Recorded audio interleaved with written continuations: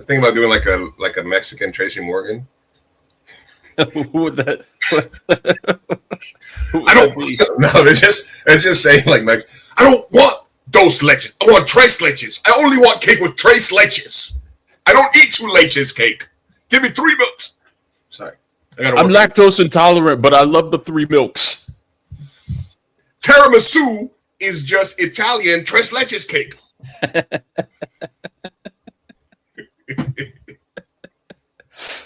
I told it to some chefs the other day. I was like, they're like, what do you like making? She was a chef, and she was like, oh, tiramisu. I was like, isn't that like an Italian tres leches cake? She was like, no. The other chef was like, a little bit. I'm trying to think of the name for Mexican Tracy Morgan. It could be just like a comedy duo, Trace E. Morgan. Trace E. Morgan. Soy Trace E. Morgan. No quiero tres leches. Quiero 4 leches. What's I'm gonna get you pregnant in Spanish? La voy a empeñar. I'm gonna get her pregnant.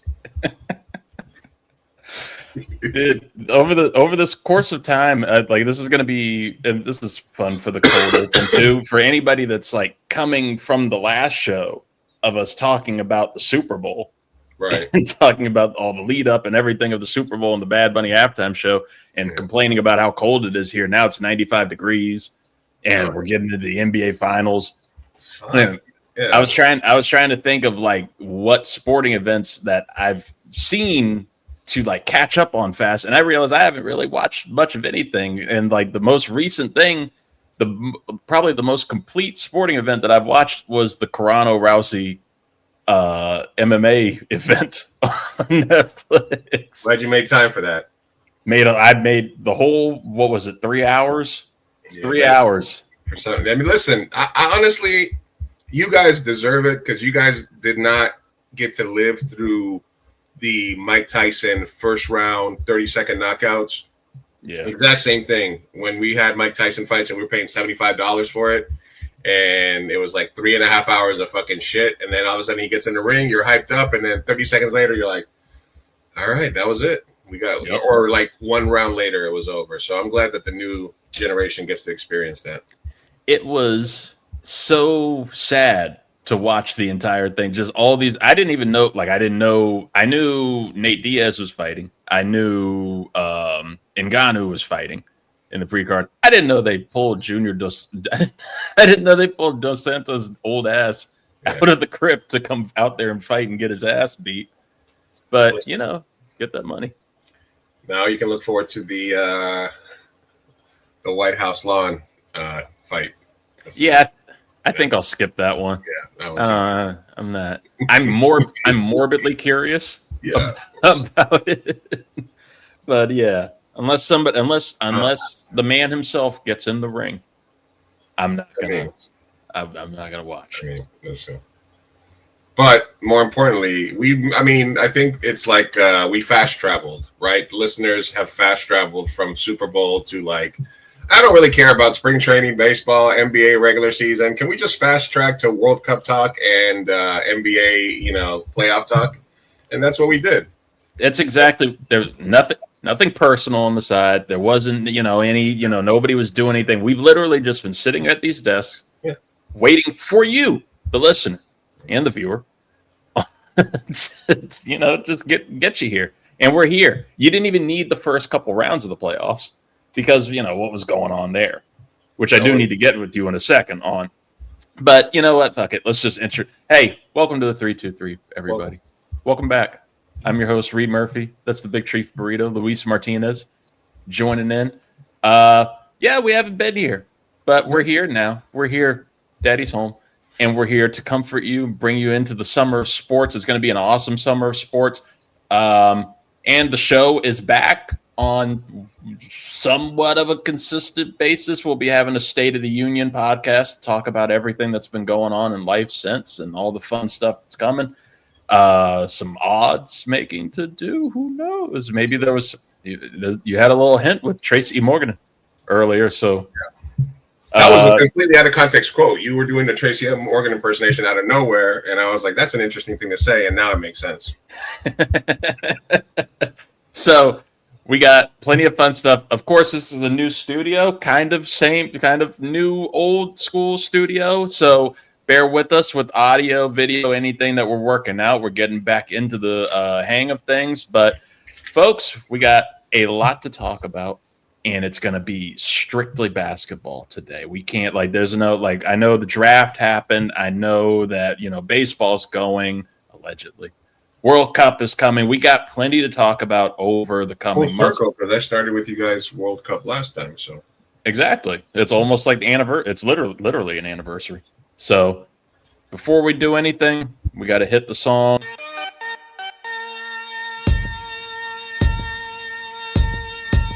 Predicting basketball. Predicting basketball. No more about football. So predicting basketball. That's right. We're predicting basketball. It's basically W323 NBA has returned. W323 and CA has returned. We're talking Knicks basketball. We got Knicks, and it doesn't even matter who they're playing, but they're playing the Cleveland Cavs. For the first time, the Cavs have made the conference finals since 2018. Knicks are back in it again. And then on the west side, we got the San Antonio Spurs versus the Oklahoma City Thunder. Literally the only matchup that made sense looking at the Western bracket that could possibly happen and be interesting. So we got both to talk about. I don't know how LeBron tried though. He tried a little. I'm low key like that. I don't think Luka would have made a difference anyway. I do think so. We can. You want to get that out of the way because that's been the topic of conversation, which is crazy to me. We have a team in the Oklahoma City Thunder and a now two-time MVP. Shout out to that dork Shams Charania, according to Blake Griffin, for outing the MVP early yesterday. Shai Gilgeous-Alexander of the Oklahoma City Thunder won MVP again. The Thunder have literally been as dominant as you could possibly ask for from a reigning championship team in the playoffs. Like they are crazy. But all that came out of that series last week was the Lakers and talking about LeBron and where's LeBron going to go and what's going to happen with the Lakers now. So I don't know. We've had a couple of days. We've had months to gestate and manifest on this. We've literally, since the last time we recorded, we were talking about LeBron retiring, the Lakers being done, all this shit. And it's just roller coastered up and down. Everything in the NBA is roller coastered up and down. Where are you at right now in terms of LeBron, his legacy with the Lakers now, what the future is? I mean, I think my thought on LeBron and the Lakers is that he's an all-time great, but in most actual Laker fans' mind, I don't think he cracks like their all-time starting five. I don't think LeBron could be the GOAT, but not be like the top in the top five Lakers of all time. Mm-hmm. Right? So it's a weird dichotomy when you have a franchise that's so storied. Like Aaron Judge with the Yankees. I mean, Aaron Judge might be the GOAT right now, but he's not Mickey Mantle or Babe Ruth, right? So he goes up against a really, he wouldn't start in right field. You know what I mean? Aaron Judge is a GOAT, but he wouldn't start in right field for the all-time Yankees. So LeBron made the decision this year of money over a possible championship because he could have, not opted in and, or bought himself out and had a chance to be in Cleveland right now playing the Knicks. He could have been playing for San Antonio right now if he wanted to. He could have been playing with Steph trying to get them into the playoffs, but he decided to cash those checks as Jalen Rose has, keep cashing those checks. And now he's got to choose money or a chance to win a championship. So if he goes to whoever's got the most room or somebody who can pay him, there's going to be limited teams. But if he wants to take a minimum to go back to Cleveland for one more year with Mitchell and Harden, or if he wants to go to New York, if he wants to go to Houston with KD, if he wants to go to Golden State, he wants to go to Oakland, he's got options. So I think it's going to be interesting to see. Maybe he goes to China where he loves to play, What a wild end of career turn that would be to just do the last season in China, do his one last dance tour. Yeah, I think he'll definitely. And then I mean, he played with his son, so I think that. But really, Kobe, Magic, all these players that are bigger than him in LA. I think his legacy in LA is somebody who wanted to be in LA and got him a pretty meaningless championship, and which is just like he put it on. It's a number. It's not really like a championship that Laker fans are like. Oh, I think they would, of all their championships, they would throw this one in the trash before out of all of them. It is wild to think about with that Lakers all-time starting five, because like now, if I think on it, yeah, I think like you're right. Like LeBron's an awesome person to have in your legacy of your team, but you got Magic. If I'm thinking off the top, Magic and Kobe at the two guards. I mean, maybe you put him at the three, but you're not. He's not center or power forward. He's not Worthy. I think people would take Worthy's had multiple championships. You get Worthy, Kareem, Shaq, Kareem, Wilt, like even Jerry. It's so much. Exactly. There's people that would put Worthy and some of the players from Showtime Laker or Paul Gasol, that are more valuable as Lakers to them, So right. So it's an interesting dilemma with LA there. He's been on 3 teams. So and he's won a championship with all 3. 4 for 4, I think, is something that probably would be another challenge if he could go 4 for 4 and just pick a team to go win another one. I think that would be it. I think New York makes sense. Like whether the Knicks win or lose, if he's like, dude, that's a tipping point decision right there. Heat over going to the Garden, and I think that would be something. Whether the Knicks win the championship, lose to the Cavs, I think that would be something that would make sense from a brand legacy perspective. I'm going to go play in the Mecca for a year. I've always wanted to do this. I get to be a free agent now. It's not about money anymore. You can make $40 million in advertising off the court in New York. So it's going to come down to whether he wants another fat paycheck or whether he wants to be in a. He can. I mean, it's going to be very interesting to see what he decides to do.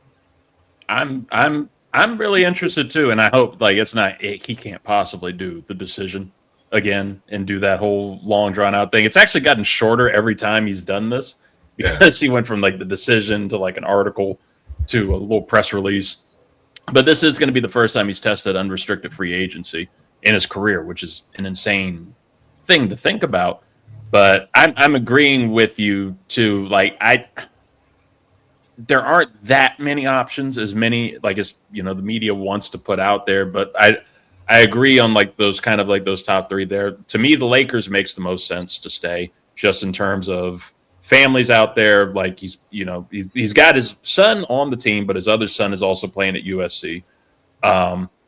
So why leave California at that point? Plus, all your media, all your marketing opportunities are already. You've invested yourself so much in LA. I don't think Hollywood makes sense though. Do you think he would Clippers?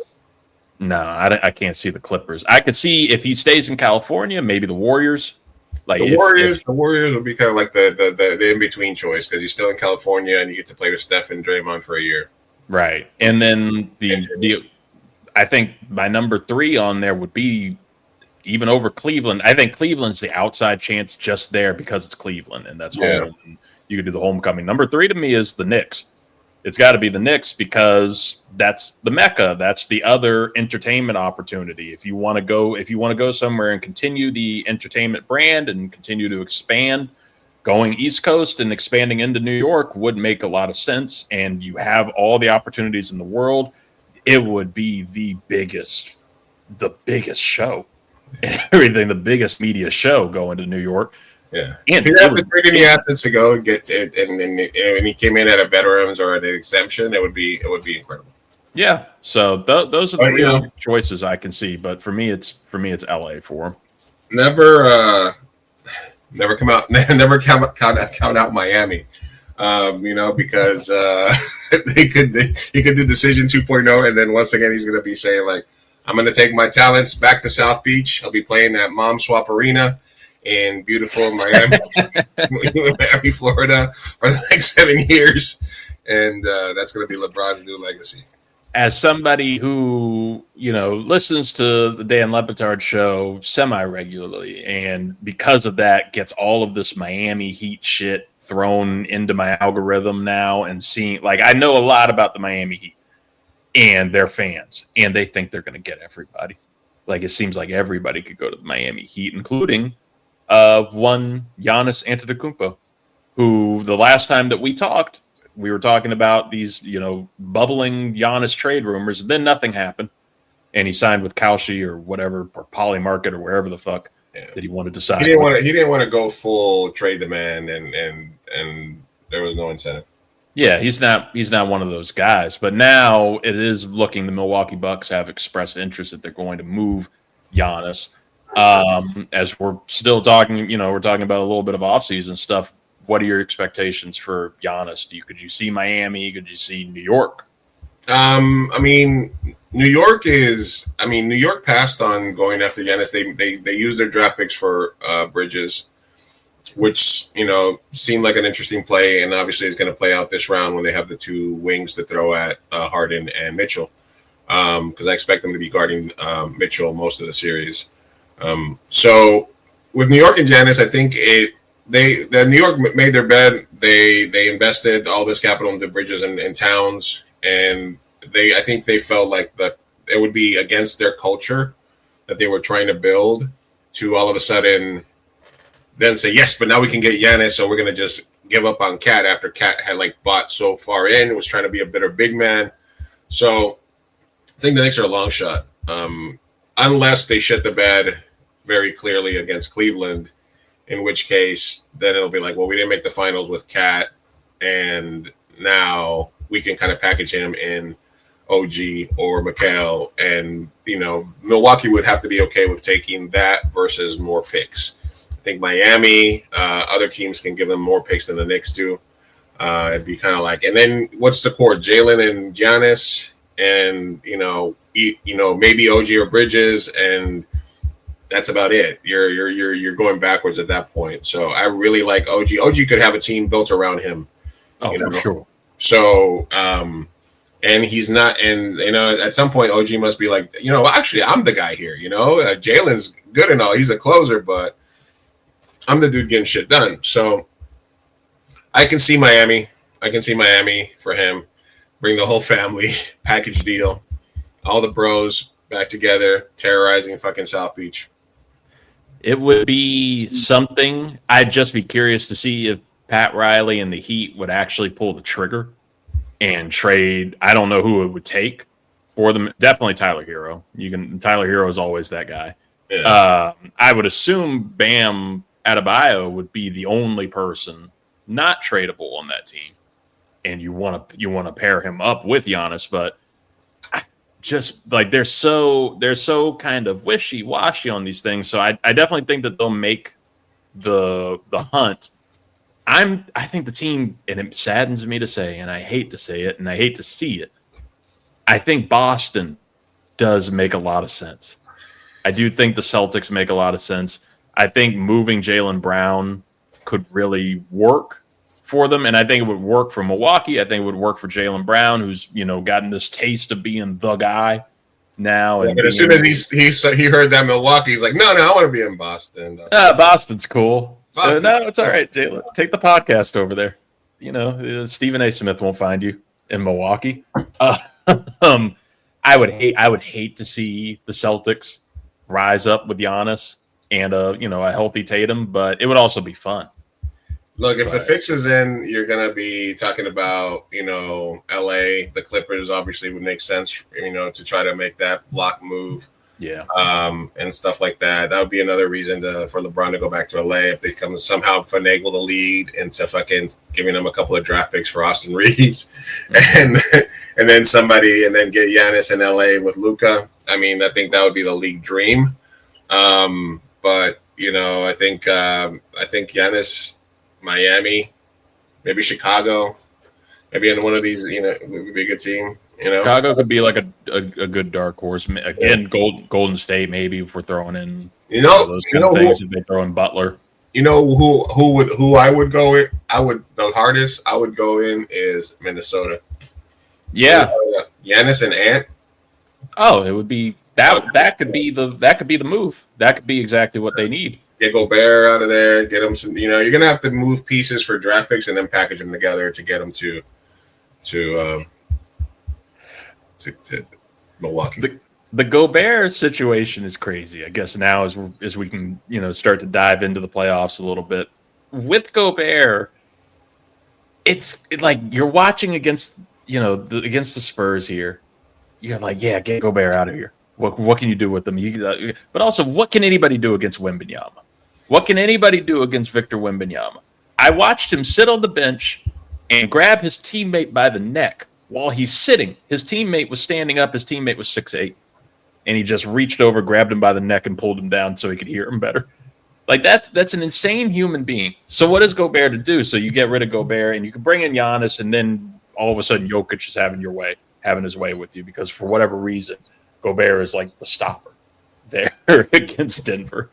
I'm curious to see what these eliminated teams can do, because if anybody is close outside of the dominance of OKC, the coming dominance of San Antonio, I do love Minnesota. I love watching Ant play. I love the potential for that team. I mean, do you think they could still keep advancing with this core? Because that's what they're claiming already, is that they would like to stick with their core team. I mean, as somebody who has been on the Julius Randle bandwagon before, he giveth and he taketh away, man. You could be riding high for 7-10 games in the regular season. He's putting up 30, just balling out of control, and then all of a sudden he loses it. He starts, displaying crazy shit on the floor. So, no, I don't think you keep that core together. Everything that I've seen from Minnesota is them ready to just fucking every Minnesota fan that I know is like, keep Ant, Nazir maybe, and just everybody else can go. Conley can fucking they already have his Uber ordered for the airport. Like, just please no. Let's give me a point guard under 40 years old. That would always be nice. So, of the eliminated teams so far, we've only got 4 teams left. Of all the teams that made it in this year and eliminated, who do you think has the best chance to maybe rebuild and rise up next year? From both, I guess, from the Eastern Conference and the Western. I would say probably in the East, probably Boston. They got a little. They play. I don't know if they really wanted to make a deep run with a freshly healed Tatum. I think they were basically trying to be like, we're going to try to do this our way, and if we make it through, we will. But if not, I think Boston's content and now resting. And Tatum came back and didn't get hurt. Jalen showed you something. They have opportunity next year. So Boston is who I'm most afraid of next year. And then in the West, it's always going to be the Lakers right now with Luka, because it's Luka's team now, and there's so many moving parts there. So, see how it goes. I think in the West, probably of the entire playoffs, of any team that I was most disappointed in, it was Houston. I really expected so much more from Houston. Yeah, that burner this year just kind of destroyed that whole team. Everything early out of Houston was like so good, and they had so many fucking bodies and so many ballers, and then it was just like. And you could just see that vibe from the team. Like, they just did not care for each other. There was no good vibe with Durant. I don't know what's going to happen with KD next year. That's probably a very underrated storyline going into this offseason, of if KD lasts in Houston, if they move on from him already and send him somewhere else with his hometown team. It could be his homecoming. We did say before, bring KD home and stuff. Let us use the first overall pick first. But we before we get to the matchups, we do need to get we need to get a temperature check in DC post, because you guys have been the tank masters for the last 8 years. You guys have been Tankapalooza. Thank you very much. Thank for the memories, all of the above, and it finally pays off in what everybody is calling, another big draft. Yeah, and I can't believe it worked, especially with all the week of lead up talking about, Adam Silver's coming up with plans to eliminate tanking and to shut that shit down. And I agree, because that one reason that we didn't have a lot to talk about these last couple months with the regular season is how bad the basketball was, with so many of these teams trying to tank and so many of these teams trying to get into the lottery and literally playing nobody players so that they could get in there. The Wizards gave up 83 points to Bam Adebayo. He's number 2. He overtook Kobe all time on points scored in a game because of the tanking. But God bless it, it worked. That's what we needed. We sacrificed to the basketball gods. We angered Lakers fans, and we got the number 1 pick in DC. So, yes, I'm very happy. I think Wizards fans are very happy, very, very happy. Super happy it happened this year. Feels like a perfect storm because, like you said, it's a deep draft. It's a really, really strong, top-loaded draft. Some deep talent in there too. You have the ability to do a Boston, when the year they moved back to Tatum, because there's a clear 1-2, and depending on which side you fall on, if they're okay with either one, they can stack. They can move back 1 pick and maybe get the guy they wanted all along. That's the thing. Like I was looking forward to getting a top 4 pick. I was thinking there's no way they're going to give us number 1. Like they're going to try to give me Boozer. Yeah, give me Boozer, give me Patterson. I can deal with either of that. AJ DePanza he looks awesome. Like he's awesome at BYU. If he wants to stay in Utah, brother, we got a great Mormon temple here in DC. People think it's Disney World when they pass by it. You'll love it. Bryce Harper used to go there. Right. So come, bring it on. It's exciting. It's exciting finally to have what's going to look like a good core. I don't know how many of them will be there. I'm not counting on Anthony Davis still being on the team you had some assets there too. Right. By that season point, but Trae Young is awesome. He's a fun asset to have. He fits perfectly for DC and what the city likes. Having Sarr, everybody that we're going to be running with on this team and whoever we can pick up. I'm not crazy about the coach and Brian Keefe and, keeping the tank commander here for another year, but maybe you give him a shot and see if he's can actually coach. But it's just nice to be rewarded for sucking. Finally, we're finally rewarded a year before they change the rules, because next year it's going to be something like if you finish in the bottom 2 or bottom 3, you don't your lottery chances significantly go down. So they're trying to get rid of the tanking aspect. So yes, let us be rewarded for being awful. Utah can sit back there with their Karl Malone statue and take whatever they get and give us something finally, because they know we got Jaden Daniels here. The Nats have some young talent rising up. Ovechkin's going to be here till he's 90.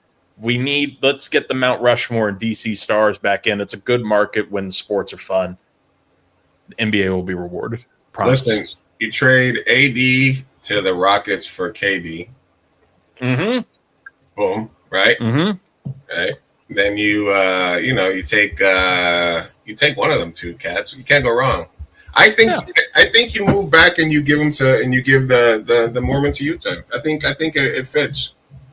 It's honestly, I don't hate the package. I don't hate the idea. Moving back 1, especially if we could get Ace Bailey in that trade, which I feel like would have to be some form of that. If we could get Ace Bailey and the pick back, I would be fine with it. Patterson, I do think is going to be a star. Just need to get Patterson's right more now. DC to me. I think Patterson's kind of screams more DC to me than I think. But like I said, I think key thing is it feels different when you're a fan and you feel like there's somebody competent running shit. Right. That's the whole thing. Like somebody was talking about, it was trade it for Giannis.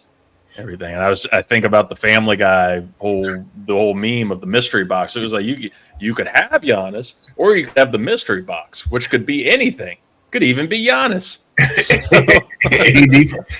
for Giannis. Yeah. Oh my God. Well, I'll take it. Yes, I'll take that. And we'll take the honest too. We'll take the whole family. I mean, it's a packet. Like, take them out to Joe's Chili Bowl. Yeah. Now, if the Knicks trade Brunson for little LeBron son, then I'm gonna be pissed. But so we should talk about these matchups. Yes, let's get into the full matchups here. I think by the time this airs, the first game of Thunder Spurs will have aired. That's tonight, right? Yeah, we'll be coming on Tuesday morning. Good morning, everybody. But we'll be right in time for Cavs Knicks. I was going to ask, which are you more excited for, these two series? But I have a feeling. I know. Excited. I'm more excited about Spurs Thunder. I'm nervous about Knicks Cavs, even though the Knicks are favorite. Spurs Thunder, because SGA is obviously the Thunder is like the meta of the NBA right now. They're fast, they shoot, they know how to draw fouls, they play a little dirty. They play, they get under your skin a little bit. They're annoying. It's a very meta team. And I think it rubs people the wrong way. Clearly, I'm not a huge fan of, seeing SGA just fall every single time he puts up a shot. But then again, I also root for Jalen Brunson, who falls to the floor 70% as much, but he still does a fair amount of falling to the floor. But he's also a little guy. So it's a team you love to hate, but if you were rooting for him, I think you'd obviously be a big fan of their style and how gritty they are and how talented they are. And this is like a Spurs team that is technically ahead of schedule, because of how fucking incredible Wemby is. And they're going into a series where it's like house money. And basically, if they win, they're ahead of schedule. And if they lose, they got next year, and it's a building rivalry. If they lose and if it's a tight series, it's a Wemby legacy game, basically, just to kind of put him up there. If he can get the team to the final at this age, ahead of schedule, it would be like if Jordan beat, Larry Bird the year that Jordan scored 63 in the playoffs, but the Celtics still lost, But Jordan lost that series, scored 63 against the Celtics. Wemby could lose this series, score 80 against the Thunder in one of the games, you know what I mean?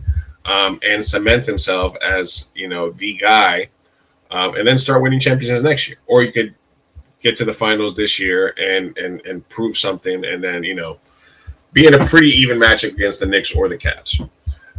So I'm more interested in that. And then if the supporting cast is as ready to be ahead of schedule as Wemby is, because these guys are also people that you think would in another year or two are going to be hitting. They shouldn't be this good, Their guys shouldn't be this good this early, And they got lucky in the draft a couple of years ago, getting to pick high again. They got So the Spurs are lucky as fuck. They've always been lucky. So I think it's going to be. I'm rooting for the Spurs. I think that I like the Spurs purely from not even a matchup standpoint for the Knicks if they do get there. But I'm very interested and invested in seeing Wemby, and this is going to be the first time that I'm going to really watch him play full games. So I'm other than just highlights in a game here or there, I'm very excited about being able to watch him and see how he deals with like the meta. Yeah, that's what I'm very excited to see the growth and the rise from him. How dominantly is he going to step up in this finals here against OKC? Because like you said, this is one of the most meticulous, just dynamic, death by 1,000 paper cuts kind of team in OKC. They are playing perfect team ball. Shea is annoying as hell, but lethal and just a menace. If the Thunder could continue to dominate and just like completely dominate the Spurs, quiet Wemby, everything, then we're talking about some type of like freakish dynasty team here with the Thunder. Yeah. But and an obvious Giannis destination. Obviously. I was going to be so furious if the Thunder wound up with the number one pick. If either one of these two teams get Giannis, it'd be fucking over. It's done. Yeah, you don't have any hope. And watching this growth for Wemby here and seeing what he's going to be able to do, seeing how, because everybody's terrified of him for the future. Everybody knows this is a dude who already so young is who was it? I think Paul Pierce called him last week already. He thinks potentially the greatest basketball player of all time, just in terms of a pure talent and spectacle of what he is and what he can do. Not obviously no rings yet, but we'll see what happens over the course of time.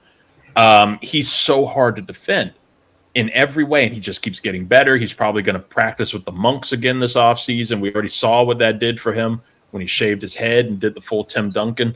So, like, this series is going to be so fun. I hate that it's the West Coast one because I gotta stay up all the way. I'm already work overnight, so I hopefully will be able to watch the end of these games.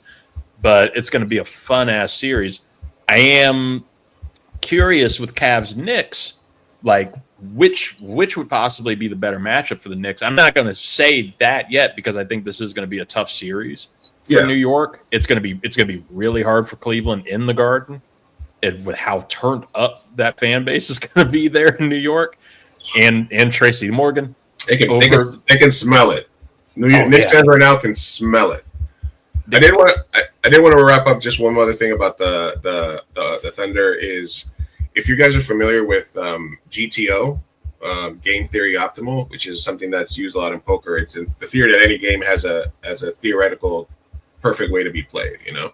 Mm-hmm. And in poker, it involves sizing of bets, frequency of bluffs, and different things you do with different combinations of cards and different boards. But there's a thing called game theory optimal, or GTO, that sort of gives you this idea of how the game should be played. And the Thunder are as close to like a GTO team as you could be built, you know. So to echo your point, you get a team that's young and ahead of schedule, and a player like Wemby that's just so incredibly, that's outside of the game, that breaks the rules of the game basically, against a team that's basically constructed and taught to play almost perfectly. Then you get this position. Then you get this very, very interesting, you know, combination of styles. And if styles makes fights, this is going to make, you know, an incredible series. That's a fascinating way to look at it. That's a really fascinating way to look at it. And yeah, that fight comparison, is this going to be, the highly technical, just perfectly designed matchup versus like a heavyweight knockout in Tyson and everything that can just destroy you by sheer force and ability. Yeah, absolutely. But as far as the Knicks matchups, I think that or the Cavs. Well, let's just jump into Knicks Cavs real quick, and then we can talk about the matchups. But yeah, you know, like I said, Knicks fans can smell it, and they haven't been this excited. I don't think we ever got this excited during the Melo years, because we knew there was a lot of other teams there that were better than us. I think the Sprewell Houston years, I think, in the 90s Knicks was like when last time we felt like this. But you know, rust versus rest is what people have been talking about all week, because you know, what's the biggest difference between the Knicks last year and the Knicks this year? And it's very simply minutes played and number of games lost. Right. I pretty much felt this as a fan, but I looked it up, and essentially from 2024 to 2025, you know, just take a look at Jalen Brunson. You know, played, you know, 284 minutes last season, 2,842 minutes last year. He played 2,600 this season. So that's 200 minutes in the regular season. He went from 35 minutes per game to 32 minutes a game, you know. The only players in the Knicks that increased their minutes workload was Deuce, who started playing more, and Mitchell Robinson, who was healthier. Yep. Everybody else, their minutes decreased. Josh Hart went from 37 to 31. That's incredible. OG went from 36 to 33. Bridges went from 36 to 32. Everybody played less, and it manifested in less injuries. And the team going into not only that, but they played like 300 less minutes in the first and second round this year compared to the first and second round last year. So if you would have signed me up for going into an ECF against whoever, with a relatively healthy team, and even OG's injury if it had been last year, I think it would have been a 2-3 week injury because of how much Thibodeau was overplaying these guys. Mm-hmm. They have a deeper bench. Mike Brown actually plays the 8, 9, 10th, and sometimes 11th player. Landry got minutes. Deuce got more minutes. They got GTA 6 there. They got Clarkson gets minutes. So it's a healthier, deeper bench, less use, less hurt team. So Knicks fans are hoping that Mike Brown is that Thibodeau is Mark Jackson, and Right. Mike Brown is Steve Kerr, right? And he's taken the culture that Tibbs, because he still got the defense. They're still dogs. They still got the two wings out there, and a healthy Knicks team that hasn't been beat up all week, and that blew the barns off of Philly. Just blew the place out. Took over Philadelphia, like cheesesteaks for everybody. And fucking and then you got the Cavs, and it's Connecticut's finance. He's a Mets fan, he's always gets a pass for being like the number one Mets fan. His daddy was a Met, and he's like the prodigal son that always wanted to be in the Garden and could never get here, and he gets to play in the bright light. So, how much does Donovan Mitchell push for the spotlight and to do it by himself, or does he get like the big man and Harden involved and spread it around? Because the Knicks can shut down one or two players. I think the Knicks is going to be like if Jared Allen and Harden and Mitchell is distributing, and they're all getting buckets, and it's going to be harder for the Knicks to score, because the Knicks score, but they more shut down. So I think Cleveland's going to have to just shoot the lights out. And I don't know if the home crowd is going to be as effective on Mitchell, because I think he's craving that. I think he's gonna have some incredible games. I think he's gonna have hit some incredible shots at the Garden. I think he's destined to do that a few times and hit a dagger in New York. Yeah. I think it'll happen, but will there be enough time for Jalen to come right back at it and hit another dagger? Because we got Jalen, who's a fucking closer. We got Karl Anthony Towns, that's now evolved from like just a shooting big man to a big man that was trying to act more like a big man to now he's acting like a passing big man, and he's getting more dimes and he's a sister up and he's getting more people involved and it's unlocking other players, and Deuce is taking a step up. So I am confident. I think it's going to be Knicks in 5 myself. But I think Mitchell like hits like a game winner or a shot to go into overtime in game 1 or 2.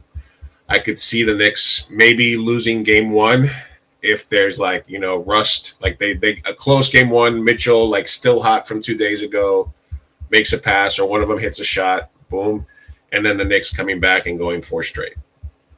That I could see that happening. Yeah. I'm honestly with you on that. I agree almost on the exact same. Knicks in 5, maybe Knicks in 6. I don't really see it going past 6 here. Yeah.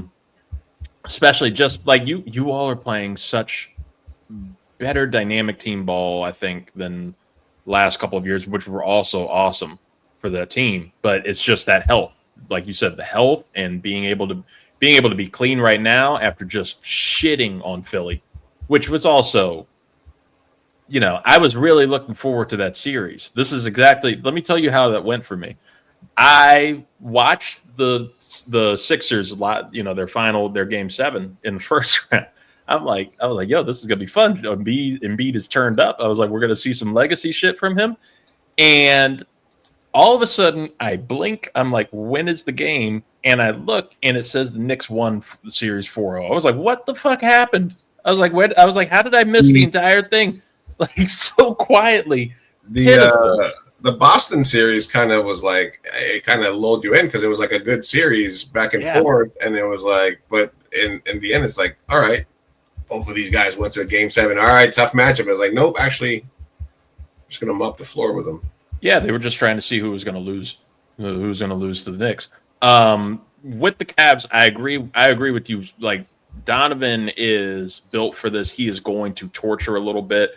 It's fun to see Harden in this environment, and fun to see Harden in this position, and see if the playoff thing is going to reel its head in, because I mean he didn't really perform in this past game, but or if he's going to be a huge factor against the Knicks.